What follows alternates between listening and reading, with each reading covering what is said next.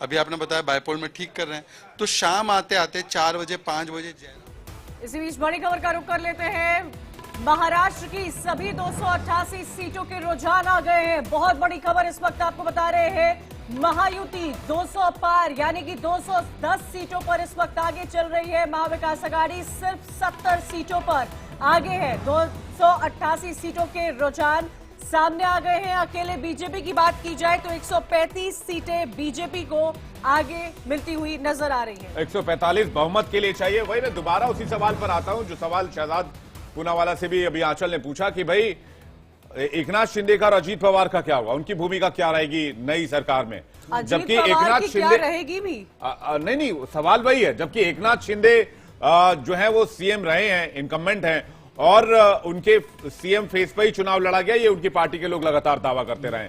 इस पर मैं आप कुछ कहना चाह रहे हैं आशीष? मैं एक सवाल और भी उठता है कि क्या इस बार अजीत पवार जो है वो डिप्टी सीएम बनेंगे कि नहीं, क्योंकि अजीत पवार के जितने भी बयान आए वो बीजेपी या फिर शिवसेना शिंदे गुट की बात करें तो उनकी लाइन ऑफ आर्गुमेंट थी या फिर उनकी जो लाइन ऑफ बयानबाजी थी उससे बिल्कुल अलग थे। वो कहते थे कि ये यूपी नहीं है, कटेंगे तो बटेंगे का जो नारा है वो यहाँ नहीं चलेगा। एक और सवाल मेरा भी यहाँ बनता है, क्योंकि अब पॉलिटिक्स महाराष्ट्र की इतनी इंटरेस्टिंग होती जा रही है। सवाल ये बनता है कि जो भी रिजल्ट्स अब तक सामने आ रहे हैं, रुझान सामने आ रहे हैं, क्या ये माना जाए कि शिंदे को जनता ने नहीं अपनाया है? एसएन सिंह साहब से इनका जवाब ले लेते ना। हमारे साथ बीजेपी को अपना रही है लेकिन शिंदे को नहीं अपनाती हुई नजर आ रही है, क्योंकि बीजेपी को सिर्फ कुछ ही सीट और चाहिए अकेले बहुमत में आने के लिए। शिवसेना शिंदे की अगर बात करें तो इंडिविजुअल शिवसेना जो पिछले बार थी, जो 2019 में जिसने चुनाव लड़ा था, उनकी टोटल सीट से 10 सीटों का ज्यादा फायदा इस बार की शिंदे गुट को मिलता दिख रहा है। जनता ने जो नकारा है विवेक, वो अजीत पवार को नकारा है, क्योंकि पिछली बार जो सीटें थी उससे 9 सीटें कम अजीत पवार साहब को आ रही हैं। लेकिन सवाल ले लेते हैं। कंचन, आप सवाल ले रही थी एसएन सिंह साहब से, बीजेपी प्रवक्ता है। भी जीते, कारण ये है, ये इंडी सरकार ने नीचे करो ना लोगों थोड़ा सा, जो ऊपर करो तुम तो। इन्होंने जो नंगा नृत्य किया सांप्रदायिकता का महाराष्ट्र में मुसलमानों को लेकर के, वो नंगा नृत्य वो महाराष्ट्र ने नकार दिया। लेकिन लालू यादव कह रहे हैं आप लोग हार रहे हैं, दोनों राज्यों में 4 सीटों उपचुनाव पे भी हार रहे हैं। हमारे बेचारे लालू जी अगर बोल करके संतोष कर रहे हैं तो क्या करने दीजिए उनको। गौतम अडानी को भी लेके कह रहे हैं कि अरेस्ट क्यों नहीं कर रही है सरकार उनको। पहले अपन देखें न, पहले भ्रष्टाचार के दलदल में नीतीश कुमार को लेकर कहा जा रहा है कि अंतिम यात्रा पर निकल रहे कांग्रेस के।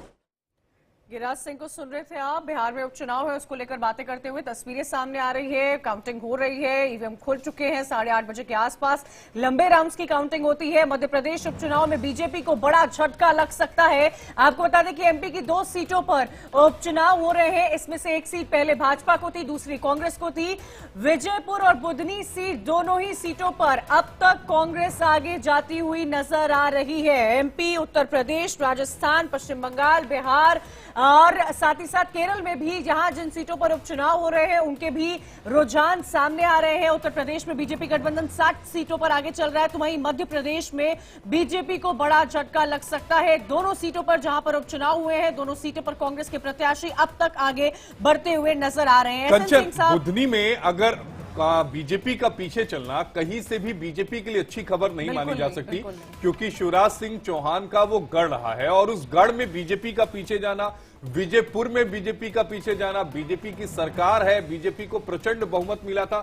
मध्य प्रदेश के लोकसभा जब चुनाव हुए थे इस साल तो सभी सीटों पर बीजेपी ने फतह हासिल की थी, लेकिन उसके बावजूद 2 सीटों पर पीछे चलना अच्छा संकेत नहीं है। शिवराज सिंह को इतना बड़ा पोर्टफोलियो मिल गया, ये दिखाता है कि एमपी में किस तरह से काम उन्होंने किया है। यूपी उपचुनाव के भी यहां पर लगातार जो रुझान है वो सामने आ रहे हैं। गाजियाबाद की बात की जाए तो इस सीट से बीजेपी इस वक्त आगे जाती हुई नजर आ रही है।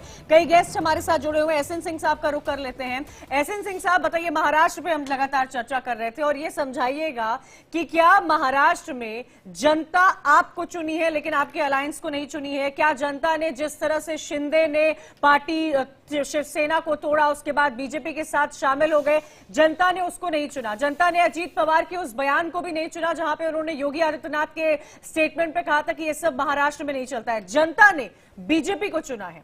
ऐसा है क्या? चुना किसको है? जनता ने विकास को चुना है, जनता ने जिहाद को नहीं चुना, और जनता ने राष्ट्रवाद को चुना है, जनता ने परिवारवाद को नहीं चुना, जनता ने तो संतुष्टिकरण को चुना, जनता तुष्टिकरण को नहीं चुनी। आप बताइए, एक पार्टी जो केवल 20 को लेकर साथ खड़ी हो जाती है उनकी बात करती है, और एक पार्टी वो 100% की बात करती है। प्रधानमंत्री जी के नेतृत्व में जो भी योजनाएं आई वो 100% के लिए, और हम कहते नहीं है, हम तो करके दिखाए हैं ना भाई। बिजली, पानी, सड़क, सुरक्षा, शिक्षा, स्वास्थ्य के मानकों में जो बुनियादी ढांचे में परिवर्तन किए वो सबके लिए किए। लेकिन वहां पे आप देखे होंगे जो मौलानाओं की बैठक होती है वो कहते हैं हमको स्पेशल पैकेज चाहिए, स्पेशल राइट चाहिए, स्पेशल चॉइस चाहिए। तो जनता ने कहा कि नहीं, हमको जो 100% की बात करेगा हम उसके साथ जाएंगे। और जनता ने क्यों नहीं चुना? आप देखिए, आज तो ये चुनाव परिणाम बता रहे हैं ना कि एकता में बल होता है। जो खटाखट, फटाफट, झूठ था, धोखा था, फरेब था, ये सब टूट गया कि नहीं टूट गया? क्योंकि जनता एक साथ खड़ी हो गई। वो कहीं नहीं हम विकास के साथ खड़े होंगे। हम लेकिन एसएन सिंह साहब, अगर आप बात महाराष्ट्र की करेंगे तो बात आपको झारखंड की भी करनी होगी। अगर आप ये कह रहे हैं कि महाराष्ट्र में जो जनता थी उसने राष्ट्रवाद को चुना, तो फिर झारखंड में आप पीछे क्यों चल रहे हैं? क्योंकि इस समय जेएमएम की बात करें तो 41 सीटों पर, जेएमएम प्लस कांग्रेस 41 सीटों पर आगे चल रही है, बीजेपी 37 सीटों पर आगे चल रही है।